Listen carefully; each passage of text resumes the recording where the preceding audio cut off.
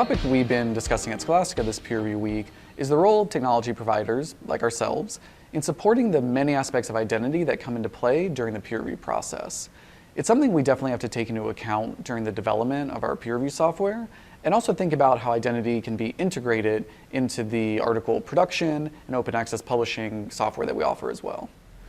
From a technical perspective, when thinking about our users, we spend a lot of time focusing on nitty-gritty details so that our users don't have to. In practice, that often means paying very close attention to metadata throughout the entire publishing lifecycle, especially during peer review. For example, we're currently improving our submission form so that journals can collect whatever information that they need early in the process in order to produce accurate, rich, interoperable JATS XML. I worked as an editorial assistant at a journal way before journals were using software, and everything was manila folders and file cabinets. And when thinking about how to support peer review with technology, there are tons of things to consider. First off, you need to think about all the different user roles. So you've got editors, you've got reviewers and authors. They've all got different needs. Because they've got different needs, you have to provide different affordances. For instance, an author needs to submit their manuscript, where an editor needs to manage the journal and all that entails.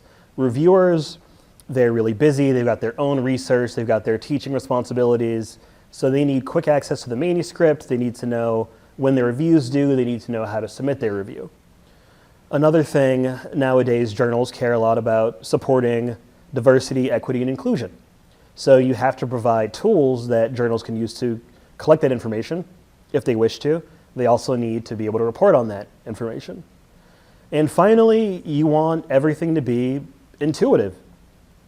You want to provide software that doesn't require a lot of setup, a lot of custom configuration. You want people to be able to do their work without having to take a class on the software they're using so they can do their work. Peer Review Week is great because it's a time the entire industry celebrates the people behind academic research, the individual editors, reviewers, authors, and staff who support academic publishing. Since we make software at Scholastica, including peer review software, it's an exciting time to celebrate our staff and the amazing publisher partners we work with as our customers. It's also a time when the industry grapples with the impact of peer review. Who benefits? Who actually does the work and who gets rewarded? Are some identities privileged over others?